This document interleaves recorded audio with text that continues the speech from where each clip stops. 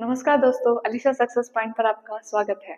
आज हम LCM and HCF से रिलेटेड कुछ क्वेश्चन सॉल्व करेंगे। ये हमारे एलसीएम एंड एचसीएफ का पार्ट सेकंड रहेगा।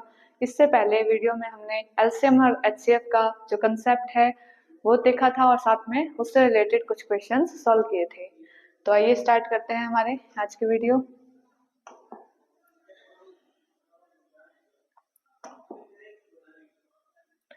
हमारा पहला क्वेश्चन है, वह छोटी से छोटी संख्या ज्ञात कीजिए।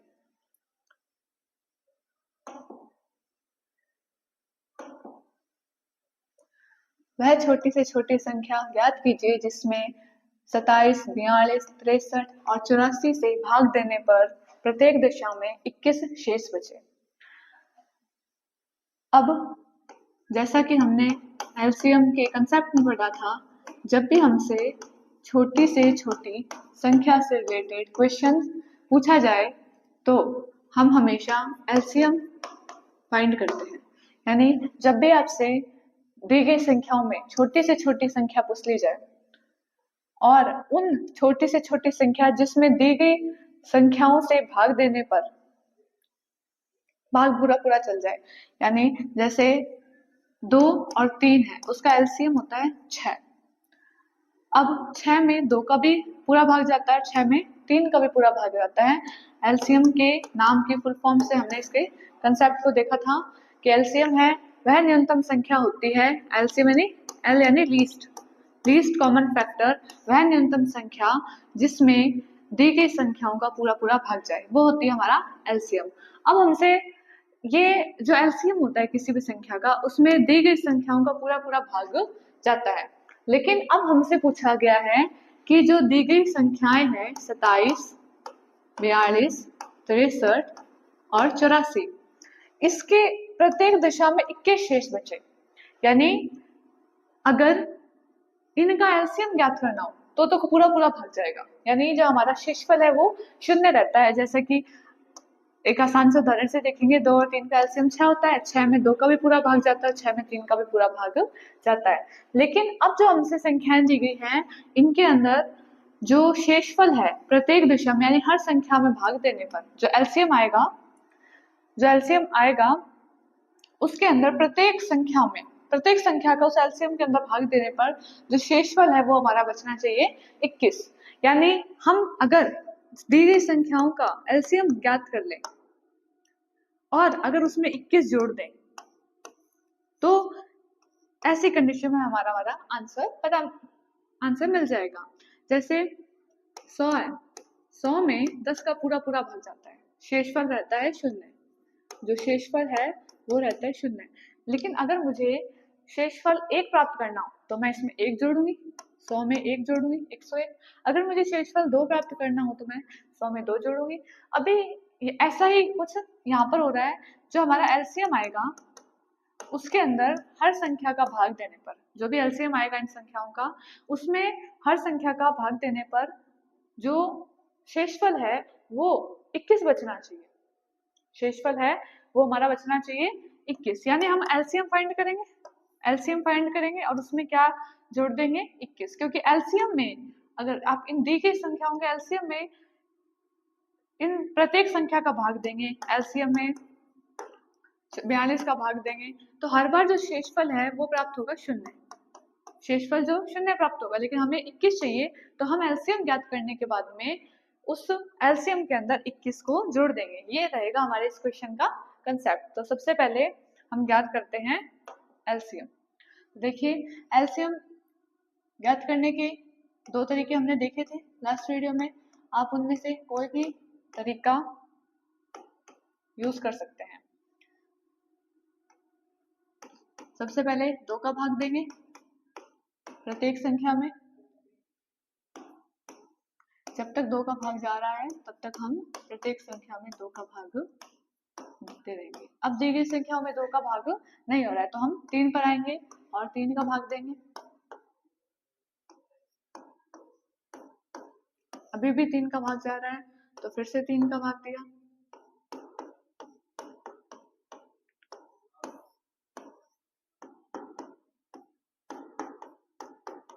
अब दी गई सभी संख्याओं में 7 का भाग देंगे।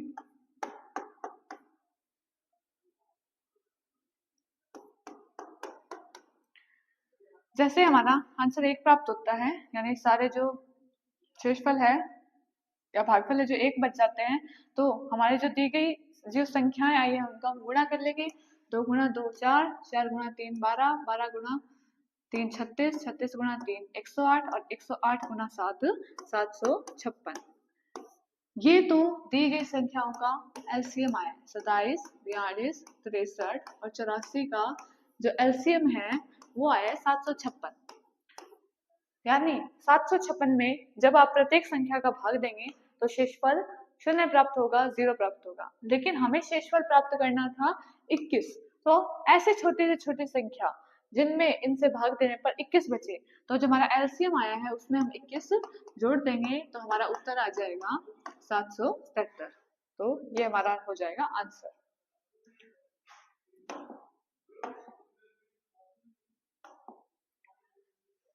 हमारा नेक्स्ट क्वेश्चन, वह बड़ी से बड़ी संख्या, इस बार पूछी गई है बड़ी से बड़ी। जैसे ही आपसे बड़ी से बड़ी संख्या से रिलेटेड कोई भी कंसेप्ट पूछा जाए तो हमें हमेशा एचसीएफ फाइंड करना होता है। एलसीएम और एचसीएफ में से क्या फाइंड करेंगे? एचसीएफ।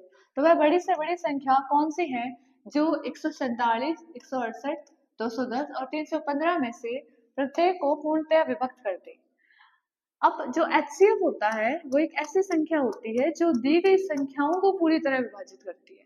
यानी 147 को एचसीएफ पूरी तरह विभाजित करेगी, 168 को एचसीएफ पूरी तरह विभाजित करेगी, 210 को जो एचसीएफ आएगा वो पूरी तरह विभाजित करेगा। ये एलसीएम और एचसीएफ में डिफरेंस होता है कि जो एलसीएम होता है उसमें दी गई संख्याओं का भाग दिया जाता है और शेषफल में 0 प्राप्त होता है, जबकि जो एचसीएफ होता है वो दी गई संख्याओं को खुद विभाजित करता है और शेषफल 0 प्राप्त होता है। एलसीएम में भाग दिया जाता है और एचसीएफ का भाग दिया जाता है, ये दोनों में डिफरेंस होता है जब हमने कंसेप्ट में देखा था।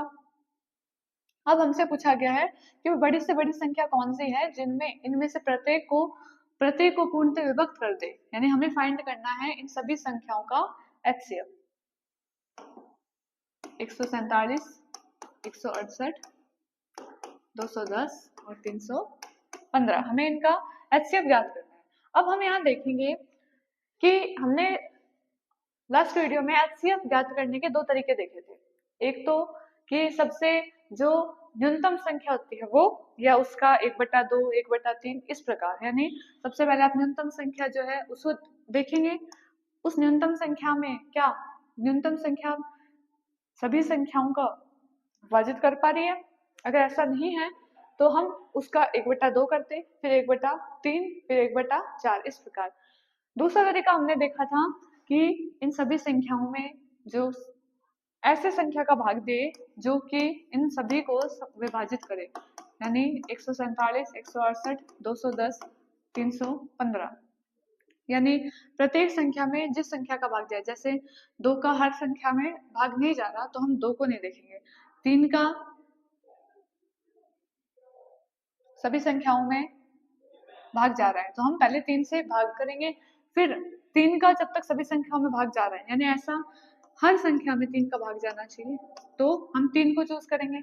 इसी प्रकार आगे देखते जाएंगे, जैसे 5 आएगा, फिर 5 का अगर सभी संख्याओं में भाग जा रहा है। लेकिन इसके अलावा भी एक और तरीका है एचसीएफ ज्ञात करने का, कि जो कि बड़ी संख्याओं के लिए ज्यादा यूज ले सकते हैं हम, क्योंकि बड़ी संख्याओं का एचसीएफ फाइंड करते वक्त हो सकता है थोड़ा टाइम लग जाए, लेकिन इस तरीके से इजीली फाइंड हो जाएगा। वो तरीका ये है कि सबसे पहले जो दी गई संख्या है उसमें न्यूनतम अंतर वाली संख्या देखेंगे हम, यानी 147, 168, 210 और 315 में न्यूनतम अंतर वाली संख्या कौन सी है। इन दोनों के बीच में अंतर हो जाएगा हमारा 21। इधर तो अंतर ज्यादा ही है, साफ दिख रहा है, इधर भी अंतर काफी ज्यादा है, यानी सबसे न्यूनतम अंतर इन दोनों संख्याओं के बीच है 21। यानी आपको जो भी संख्याएं दी गई होती हैं उनमें वो 2 संख्याएं जिनके बीच न्यूनतम अंतर है, हम उस न्यूनतम अंतर को देखेंगे। वो न्यूनतम अंतर जैसे 21 आ गया, यहाँ पर अंतर ज्यादा हो रहा है, यहाँ पर और ज्यादा हो रहा है, तो हम इसे नहीं देखेंगे, सबसे कम अंतर वाली संख्या को देखेंगे और हमारा अंतर आया है 21। अब इस ये जो 21 है या तो ये हमारा HCF होगा, वरना 21 का 1/2 जो कि ज्ञात नहीं है तो 21 का 1/3 करेंगे। लेकिन सबसे पहले हमें 21 को चेक करना है कि अगर अब 21 है वो सभी संख्याओं को पूरी तरह विभाजित कर पा रही है तो हमारा HCF हो जाएगा 21। अगर 21 नहीं कर पाए तो आगे हम इसका 1/2 निकाल कर देखेंगे या 1/3 निकाल कर देखेंगे। तो जैसे हमने 21 को देखा तो 21 का 147 में पूरा पूरा भाग जाता है, 21 का 168 में भी पूरा पूरा भाग जाता है, 21 का 210 में भी पूरा भाग जाता है और 21 का 315 में भी पूरा पूरा भाग जाता है। यानी हमारा जो HCF है वो हो जाएगा 21। तो ये एक और आसान तरीका है कि जब संख्याओं के मान अगर बड़े हो तो हम उन दो संख्याओं को चुनेंगे जिनके जिनके बीच का अंतर बहुत कम है। जैसे इन दोनों के बीच का अंतर सबसे कम था, उस अंतर को हम लेंगे, या तो वो अंतर हमारा HCF होगा वरना उस अंतर का आधा, 1/3, 1/4, इस प्रकार से हम देखेंगे कि इनमें से कौन सा HCF होगा। HCF याद करने का तरीका पता ही है, वो जो HCF होता है वो सभी संख्याओं को पूरी तरह विभाजित करना चाहिए। और अगर इस तरीके से नहीं हो पाता है कि ये तरीका नहीं है तो हमारे पास जो हमारा बेसिक तरीका है वो तो है ही कि 147, 168, 210 और 315 है, उसमें 2 का सभी संख्या में भाग जा नहीं रहा है तो 3 का देखेंगे।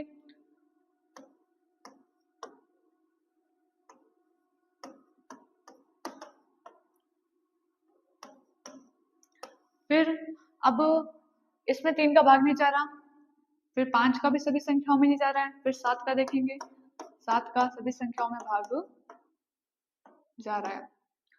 अब इनके बीच में ऐसी कोई कॉमन संख्या नहीं है जो 7 और 8 को विभाजित कर दे, तो यानी हमारा जो HCF है वो 3 गुणा 7 21 हो जाएगा। आप किसी भी तरीके से HCF ज्ञात कर सकते हैं, हमने 2 से 3 तरीके देखे हैं HCF ज्ञात करने के और हमारा आंसर आया था 21।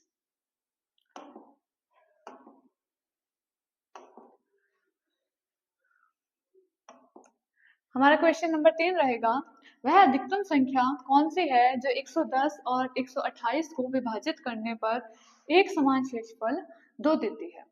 यानी अधिकतम संख्या ज्ञात करनी है जो 110 को विभाजित कर दे और 128 को भी विभाजित कर दे। कि 110 को जिस भी संख्या ने विभाजित करा है, मान लिया x है, और 128 को जिस भी संख्या ने विभाजित करा है, मान लिया x है, तो हमारा जो शेषफल है ना प्रत्येक दिशा में, ये 2 शेषफल है, ये जो शेषफल है वो हमारा प्राप्त होना चाहिए 2। यानी अगर 110 में से 2 घटा दिया जाए 108 तो हमारा शेषफल 0, और 128 में से भी अगर 2 घटा दिया जाए यानी 126 तो हमारा शेषफल क्या रहेगा 0। यानी 108 और 126 को ऐसी कौन सी संख्या विभाजित करेगी जिससे कि हमारा शेषफल 0 आएगा। यानी 108 और 126 का हमारा जो HCF है अगर वो हम ज्ञात कर लें तो वही HCF 110 और 128 को के लिए 2 शेषफल देगा। यानी जो संख्या 108 और 126 को पूरी तरह विभाजित कर रही है तो वही संख्या जो 110 है और 128 है उसको पूरी तरह विभाजित करने पर, या पूरी तरह विभाजित होगा ही नहीं, हमारा जो शेषफल है वो 2 प्राप्त होगा। यानी हमें अल्टीमेटली फाइंड करना है इनका HCF कि 108 और 126 का, हमने 2 घटाया क्यों, क्योंकि हमारा जो क्वेश्चन है वो ये कह रहा है कि 110 और 128 को विभाजित करने पर शेषफल 2 दे, जबकि जो हमारा HCF है वो शेषफल 0 देता है और ये दे रहा है शेषफल 2। यानी हमें 2 को वहां से घटाना होगा, 110 में से 2 घटा 108 और 128 में से 2 घटा 126। इस कंडीशन में जो हमारा HCF वो शेषफल 0 देगा और ये वही बड़ी से बड़ी संख्या हो जाएगी जो कि 110 को विभाजित करने पर शेषफल 2 और 128 को विभाजित करने पर शेषफल 2 देगी। तो यानी हमें 108 और 126 का जो है वो एलसीएम फाइंड करना है और 108 और 126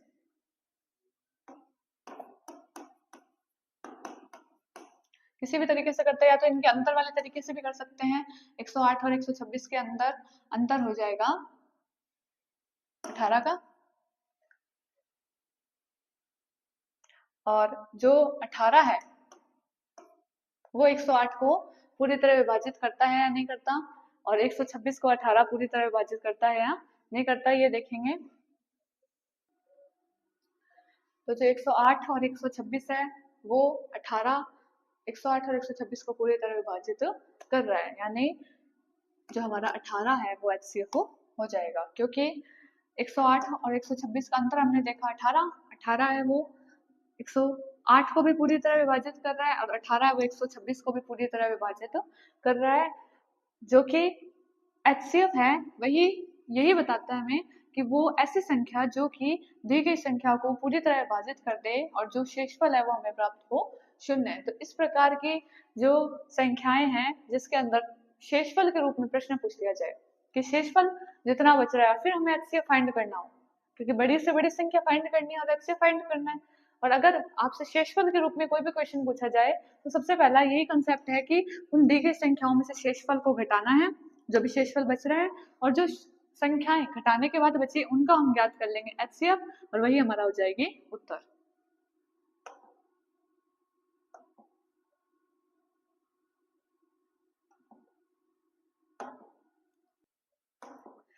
वह सबसे बड़ी संख्या जिसमें 989 और 1327 देने को भाग देने पर क्रमशः शेषफल 5 और 7 रहता है, यानी 989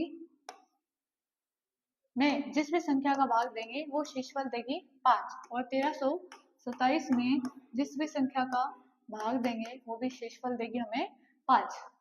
अब 989 और 1327 जो संख्याएं हैं वो हमें शेषफल देगी 7, शेषफल देगी 7। जो 989 और 1327 है जो दी गई संख्याएं हैं उनके अंदर हमसे शेषफल 5 और 7 पूछा गया कि ऐसी संख्या ज्ञात कीजिए जो शेषफल 5 और 7 दे रही हो, लेकिन जो HCF है वो हमें शेषफल 0 प्राप्त करवाता है। तो अगर हम 989 में से 5 को घटा दें तो हमारे पास उत्तर बचेगा 984, और 1327 में से अगर हम 7 घटा दें तो उत्तर हमारा बचेगा 1320। यानी इस कंडीशन के अंदर जो हमारा शेषफल है वो जीरो मिलेगा। 984 में जब x का भाग देंगे शेषफल 0, और 1320 में जब x का भाग देंगे तो शेषफल 0, यानी हमें 984 और 1320 का क्या ज्ञात करना है HCF। और इस कंडीशन के अंदर जो हमारे क्वेश्चंस होंगे जिसमें शेषफल का पूछा जाए, जैसे पहले वाला क्वेश्चन देखा था उसमें जो शेषफल है वो दोनों के लिए ही समान बच रहा था 2, तो हमने दोनों संख्याओं में से 2 माइनस कर दिए, लेकिन इसके अंदर बस उससे यही डिफरेंस है कि दोनों का जो शेषफल है वो हमारा अलग अलग है, एक का शेषफल है 5 और दूसरे शेषफल है 7, लेकिन कंसेप्ट वही रहेगा। जो भी शेषफल दिया गया है कि इतना शेषफल बचना चाहिए उस चीज को हमें जो दी गई संख्याएं उनमें से घटाना है, और जो घटाने के बाद जो संख्याएं प्राप्त होगी उनका ज्ञात कर लेना है HCF। तो 984 और 1320 है उसका ज्ञात करना है HCF, तो 2 का भाग देंगे। अभी भी 2 का भाग जा रहा है।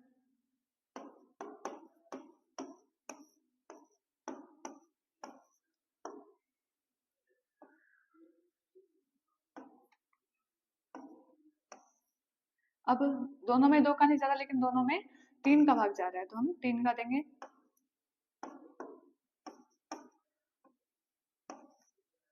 अब ऐसे कोई संख्या नहीं है 41 और जो 55 है उसको समान रूप से विभाजित, यानी ऐसी कोई संख्या नहीं जो 41 को भी विभाजित करे और 55 को भी विभाजित करे, तो हमारा सिर्फ यही स्टॉप हो जाएगा और आंसर आएगा 2 गुणा 2 4, 4 गुणा 2 8, 8 गुणा 3 24,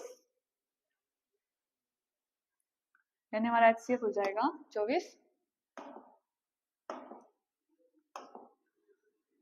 हमारा नेक्स्ट क्वेश्चन है, दो अभाज्य संख्याएं x व y का लघुत्तम समापवर्तक 161 है कि दो संख्याएं दी गई हैं x और y, उनका लघुत्तम समापवर्तक है जो एलसीएम है वो दे रखा है 161, और जो x है वो ग्रेटर देन है y, यानी x है y से बड़ा है, तो 3y माइनस x का मान बताइए। यानी सबसे पहले हमें x और y के मान ज्ञात करना है। जैसे हमारे पास x और y के मान प्राप्त हो जाएंगे हम उससे 3y माइनस x के अंदर रखकर जो हमारा इक्वेशन दिया हुआ है उसका मान प्राप्त कर लेंगे, लेकिन उससे पहले हमें x और y के मान ज्ञात करने हैं।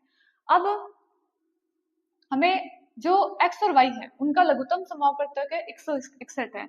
यहाँ पर कंसेप्ट क्या लग रहा है कि जो अभाज्य संख्याएं होती है, जो अभाज्य संख्याएं होती है, अगर आपसे उनका एलसीएम पूछ लिया जाए, जो अभाज्य संख्याएं हैं उनका एलसीएम क्या होता है, अभाज्य संख्याओं का गुणनफल, अभाज्य संख्याओं का गुणनफल, यानी दो संख्याएं जब आपस में अभाज्य हो गया, जिसे हम सह अभाज्य संख्या भी कह सकते हैं, अगर उनका एलसीएम पूछ लिया जाए, जैसे कि 3 और 4, ये आपस में सह अभाज्य संख्याएं हैं। सह अभाज्य संख्या होने का मतलब है कि दोनों में कोई भी ऐसा कॉमन फैक्टर नहीं होना चाहिए जो दोनों को कट कर दे। अब 3 और 4 है, उनको कॉमन फैक्टर है वो कट नहीं कर सकता, तो 3 और 4 सह अभाज्य संख्याएं हैं और इनका गुणा जो 12 होता है, 3 गुणा 4 12, वही इनका क्या होता है, वही इनका होता है एलसीएम, वही इनका एलसीएम। तो यहाँ पर भी यही कंसेप्ट लगेगा, क्योंकि दोनों दो अभाज्य संख्याएं दी गई है या सह अभाज्य संख्याएं कहिए, एक ही बात है, वो x और y का लघुत्तम समापवर्तक है, 161 है, यानी जो x और y है, x और y है, उनका जो गुणा है वो आएगा हमारा 161। तो अब हमें यह देखना है कि x और y के क्या मान होंगे जो हमें 161 उत्तर दे। इसको ज्ञात करने के लिए 161 के गुणनखंड करके देखेंगे। तो सबसे पहले 7 से होगा, क्योंकि 2, 3 और 5 से हो नहीं रहा है भाग, तो 7 से भाग देंगे। 23 में सिर्फ 23 का भाग जाता है, 23 में सिर्फ 23 का भाग जाता है, यानी जो 161 है उसके गुणनखंड होंगे 27 गुणा 3। 161 के जो गुणनखंड है वो क्या होंगे, 27 गुणा 3। और हम जानते हैं जो 27 गुणा 7, जो 27 और 7 है, हम जानते हैं वो कैसी संख्या है, सह अभाज्य संख्या है, यानी एक का मान 27 होगा, दूसरे का मान 7। अब देखेंगे किसका मान 27 और किसका 7 होगा, तो वो ये कंडीशन दी गई है कि जो x है वो y से बड़ा है, यानी x का जो मान है वो 27 होगा और जो y है उसका मान होगा 7।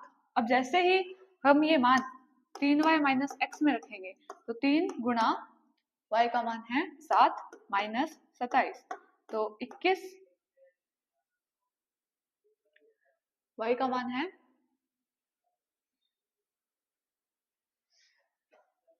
यहाँ 27 नहीं है, यहाँ 23 है। जो 161 है उसके जब हम गुणनखंड करेंगे,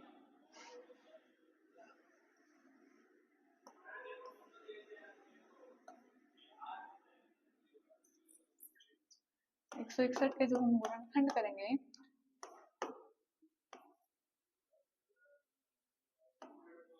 तो हमारा जो उत्तर है वो आएगा 23 और 7,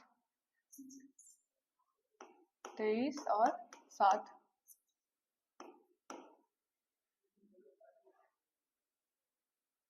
यानी जो हमारा x का मान है वो हो जाएगा 23 और y का मान हो जाएगा 7। 3 गुणा 7 21, 21 माइनस 23 बराबर -2, यानी हमारा जो उत्तर है वो हो जाएगा -2।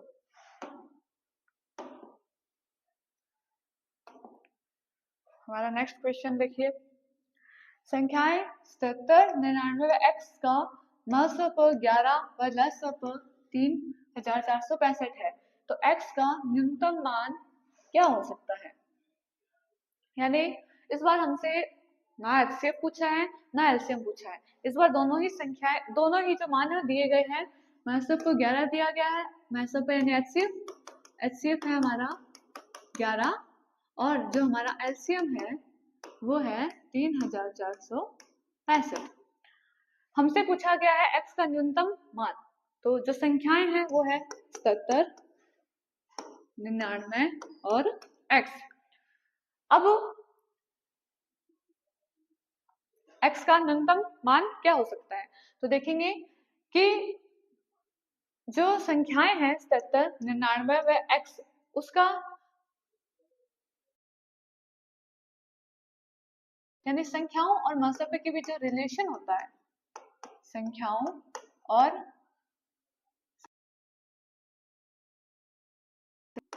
HCF के बीच जो रिलेशन होता है, हम 77 गुणा 99 गुणा x बराबर 465। ये रिलेशन होता है कि संख्या HCF और LCM का गुणा। तो देखेंगे कि x बराबर 11 गुणा 3465 बटे 70 गुणा 99।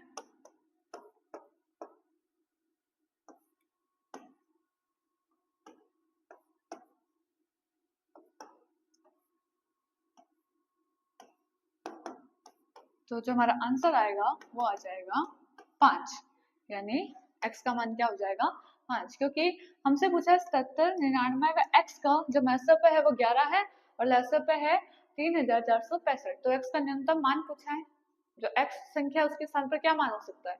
तो हमें पता है कि जो संख्याओं व एलसीएम और एचसीएफ, संख्याओं व उनके एलसीएम और एचसीएफ के बीच क्या कनेक्शन होता है कि दी गई संख्याओं का गुणा बराबर एचसीएफ गुणा एलसीएम या एलसीएम गुणा एचसीएफ।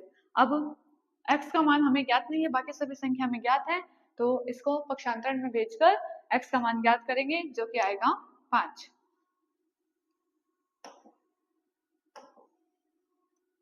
हमारा नेक्स्ट क्वेश्चन है, दो संख्याओं का लघुत्तम समापवर्तक महत्तम समापवर्तक का 45 गुना है। यानी जो लघुत्तम समापवर्तक है वो महत्तम समापवर्तक का 45 गुना है। यदि एक संख्या 125 है और लघुत्तम समापवर्तक और महत्तम समापवर्तक का योग 1150 है, तो दूसरी संख्या क्या होगी। यानी इस क्वेश्चन में हमसे क्या क्या पूछा गया है कि दूसरी संख्या तो दूसरी पूछी है, लेकिन हमें दिया गया है कि एलसीएम और एचसीएफ का जो अनुपात है 45 है। इसको इस प्रकार समझेंगे कि एक व्यक्ति की आयु दूसरे व्यक्ति से दोगुनी है, तो हम उनकी आयु का अनुपात कुछ इस प्रकार लिख सकते हैं, 2:1।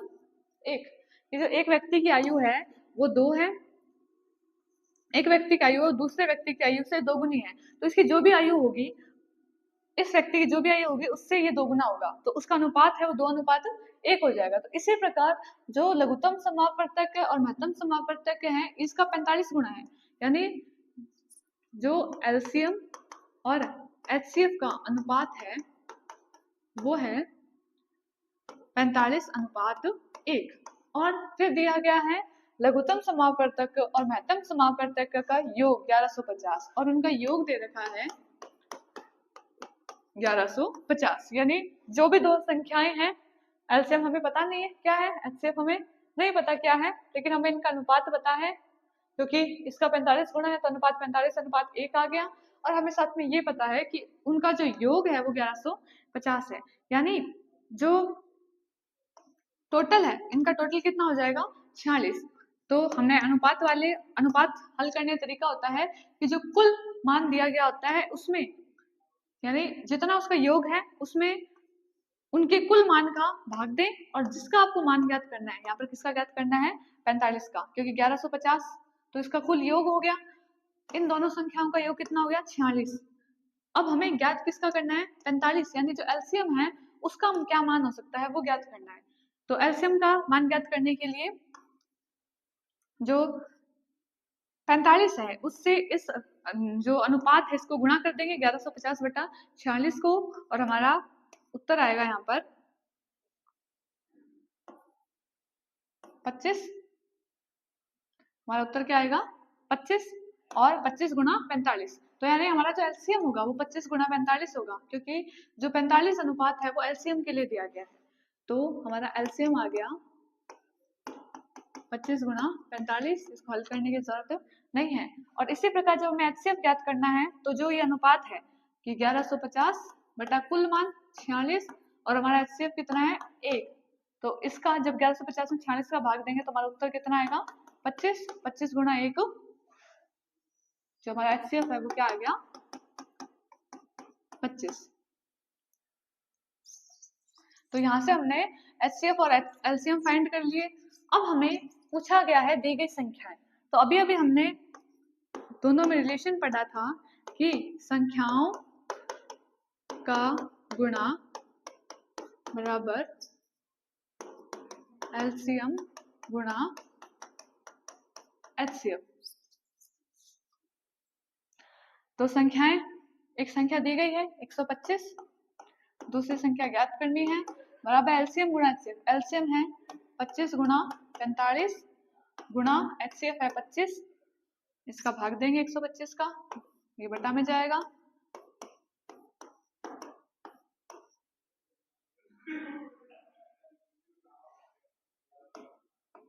दो सौ पच्चीस, तो हमारा उत्तर आ जाएगा 225, यानी जो x का मान है दूसरी संख्या है वो हो जाएगी 225। हमारा नेक्स्ट क्वेश्चन है 1500 से कम वह बड़ी से बड़ी संख्या 16 तथा 18 दोनों से विभाजित होती है। अब इस क्वेश्चन में जो लैंग्वेज दी गई है, अगर हम उस लैंग्वेज पर फोकस करें तो लैंग्वेज ये कहती है कि बड़ी से बड़ी संख्या ज्ञात करनी है। लैंग्वेज ये कह रही है कि बड़ी से बड़ी संख्या ज्ञात करनी है जो 16 तथा 18 दोनों से विभाजित होती है। लेकिन अगर आपने सिर्फ लैंग्वेज पर फोकस किया तो ऑब्वियसली बात है आप एचसीएफ फाइंड करेंगे, क्योंकि बड़ी से बड़ी संख्या ज्ञात करने के लिए एचसीएफ फाइंड किया जाता है, और ये बात सही भी है। लेकिन हमें पूरे क्वेश्चन की अगर लैंग्वेज पर देखें, जो 16 तथा 18 दोनों से विभाजित होती है, यानी वो संख्या 16 और 18 दोनों से विभाजित होगी। अब जो एलसीएम है वही तो दी गई संख्याओं से पूरी तरह विभाजित होता है, ना कि एचसीएफ। एचसीएफ तो दी गई संख्याओं में खुद भाग देता है, यानी 16 और 18 का जो, अगर हम एचसीएफ फाइंड करने के लिए गए तो जो 16 और 18 है उसमें दी गई संख्याओं को, मतलब जो एचसीएफ आएगा उसका हम भाग करेंगे। लेकिन इसमें क्या कहा गया है, 16 और 18 दोनों से विभाजित होती है, यानी हमारे क्वेश्चन की जो आगे वाली लैंग्वेज है वो ये बता रही है कि हमें यहाँ पर ज्ञात करना है एलसीएम। और पहली बात तो ये कंसेप्ट वाइज। दूसरी बात, अगर कंसेप्ट वाइज ध्यान ना रहे तो जब भी किसी एक पर्टिकुलर संख्या से आपसे कह दिया जाए कि पर्टिकुलर संख्या से कम या ज्यादा, बड़ी या छोटी संख्या पूछ ली जाए, तो ऐसी कंडीशन में हमें क्या ज्ञात करना है, एलसीएम, जब दी गई संख्याओं से विभाजित होने की बात हो। यानी जो संख्या आएगी इनमें 1500 से कम, जो भी इनमें से संख्या होगी वो इन संख्याओं से 16 तथा 18 दोनों से विभाजित होगी, और जो हमारा एलसीएम है वही जो है दी गई संख्याओं से पूरी तरह क्या होता है, विभाजित होता है, ना कि एचसीएफ। तो यानी यहाँ पर कंसेप्ट हम देखेंगे कि अगर हमने यहाँ पर एचसीएफ ज्ञात किया तो ये गलत हो जाएगा, यहाँ पर हमें ज्ञात करना है एलसीएम।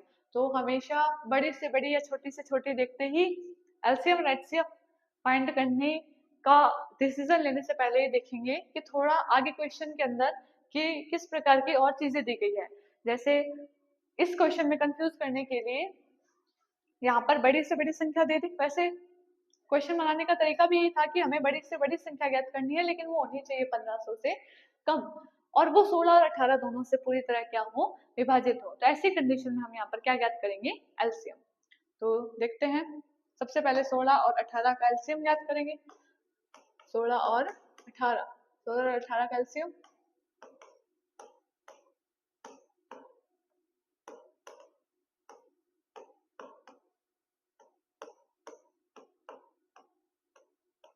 उसमें 9 का पूरा पूरा भाग जा रहा है, तो 8, 8 गुणा 2 16, और 16 गुणा 9 होता है 144। यानी जो दी गई संख्याएं हैं उनका एलसीएम तो आ गया 16 और 18 का 144, लेकिन हमें यहाँ पर 1500 से कम और बड़ी से बड़ी होनी चाहिए। जो 144 है वो भी इस प्रश्न का उत्तर हो जाता, या तो वो ऑप्शन में होता, लेकिन ऑप्शन में 1500 से कम वाली कंडीशन में, ऑप्शन अगर ये दिया जाए तो मानते कि 1500 से कम वाली कंडीशन में सिर्फ ये 144 आपको इनमें ऑप्शन में मिल सकता था, लेकिन 1500 से कम और बड़ी से बड़ी, क्योंकि आगे और भी संख्याएं होंगी 144 के आगे, जो 16 और 18 से पूरी तरह क्या होगी, विभाजित होगी। तो हम देखेंगे कि अगर 144 16 से 18 से विभाजित हो रहा है तो 144 का दोगुना भी होगा, और 144 का 3 गुना भी होगा, 144 का इसी प्रकार 10 गुना भी होगा। क्यों? क्योंकि 144 का 10 गुना होता है 1440। अब 1440 भी 16 और 18 से पूरी तरह विभाजित होगा, तो और 1440 और 1500 से कम भी है, तो हमारा उत्तर हो जाएगा 1440। अगर इस प्रकार 10 गुना ना करके हम ये भी देख सकते हैं कि जो 1500 है उसमें जब हम 144 का भाग देंगे, क्योंकि हमें 144 का कोई फैक्टर चाहिए, गुणनखंड चाहिए 144 का, या गुणज चाहिए 144 का, और वो 1500 से कम होना चाहिए। तो 144 में जैसे हमने 1500 का भाग दिया, तो 144 में जैसे 1500 का भाग दिया तो हमारा उत्तर आएगा यहाँ पर 60, 600, यानी 10 बार जाएगा पूरी तरह, यानी 144 का जो 10 गुना होता है वो होता है 1440। 144 का 10 गुना होता है वो 1440 होता है। उसके बाद जो हमारा उत्तर आएगा यहाँ पर बचता है हमारे पास 60। अब जो 60 है वो शेषफल रह जाएगा, तो ये जो संख्या होगी 144 ये पूरी तरह विभाजित कर देगी 144 से, तो यानी हमारा जो उत्तर हो जाएगा 1440।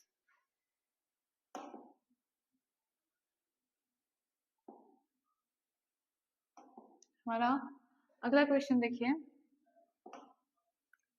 एक विद्यालय में 391 लड़कों और 323 लड़कियों का यथासंभव सबसे बड़ी समान कक्षाओं में विभाजित किया गया है, जिससे लड़कों की प्रत्येक कक्षा की संख्या लड़कियों की प्रत्येक कक्षा की संख्या के बराबर हो। कक्षाओं की संख्या कितनी है? तो सबसे पहला हमें ये दिया गया है कि जो विद्यालय है उसमें लड़के 391 और 323 है, लड़के 391 है, लड़कियां 323 है, और यथासंभव सबसे बड़ी समान कक्षाओं में विभाजित किया जाना है। सबसे बड़ी समान कक्षाओं में, सबसे बड़ी पूछा है, यानी हमें क्या याद करना है यहाँ पर इनका एचसीएफ, जो एचसीएफ है 323 और 391 का, तो इनके बीच का हम अंतर देखेंगे कि 391 और 323 में कितना डिफरेंस होता है। तो इनका जो डिफरेंस होता है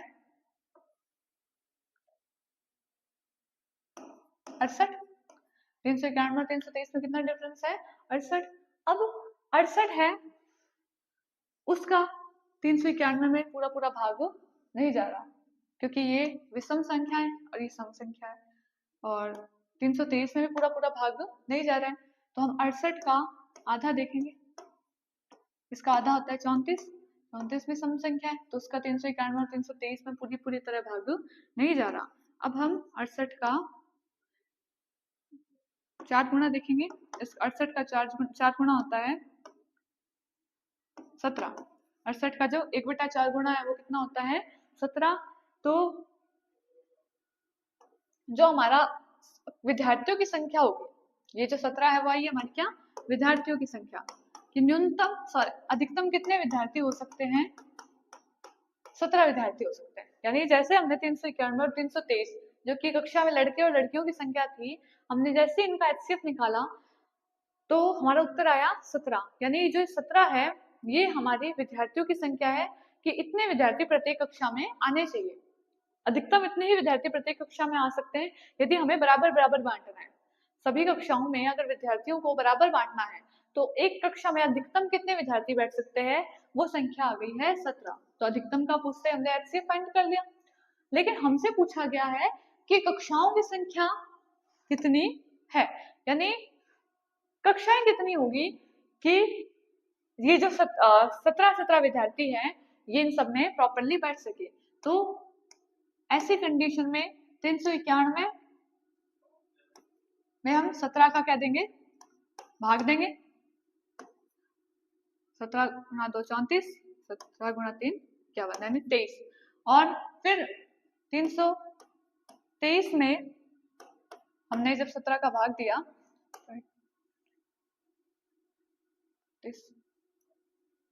इसका उत्तर हो जाएगा हमारे 19।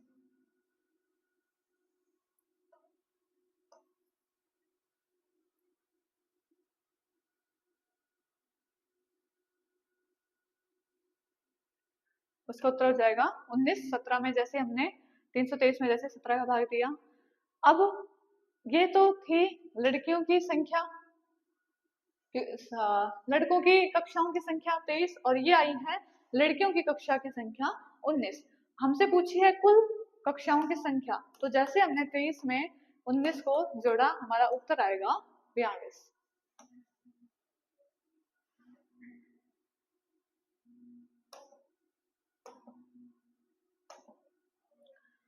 हमारा नेक्स्ट क्वेश्चन है, दो संख्याओं का महत्तम समापवर्तक 96 तथा उनका लघुत्तम समापवर्तक 1296 है। यदि एक संख्या 864 है तो दूसरी संख्या क्या है? हमने देखा था कि जो संख्याएं हैं उनके बीच में और जो उनके एलसीएम और एचसीएफ है उनके बीच में जो रिलेशन होता है वो होता है एलसीएम गुणा एचसीएफ बराबर संख्याओं का गुणनफल। यानी आपको जो भी संख्याएं दी गई होती है उनका गुणा बराबर उन संख्याओं के जो भी एलसीएम और एचसीएफ है उनका जो गुणा होता है वो होता है बराबर। तो हमें एलसीएम और एचसीएफ दिए गए हैं 96 और 1296 और हमें संख्याएं, एक संख्या दी गई है 864 और दूसरी संख्या में ज्ञात करनी है जो कि x है। इसको पक्षांतरण करके इसके भाग में लेकर आए जाएंगे। 864 को 12 से कट हो जाएगा ये,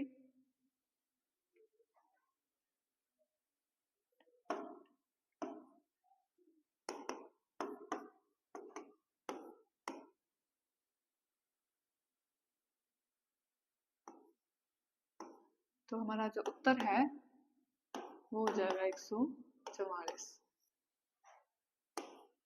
तो ये थे हमारे कुछ एलसीएम और एचसीएफ से रिलेटेड और इम्पोर्टेंट क्वेश्चंस। इसी के साथ हमारी क्लास खत्म होती है। Thank you.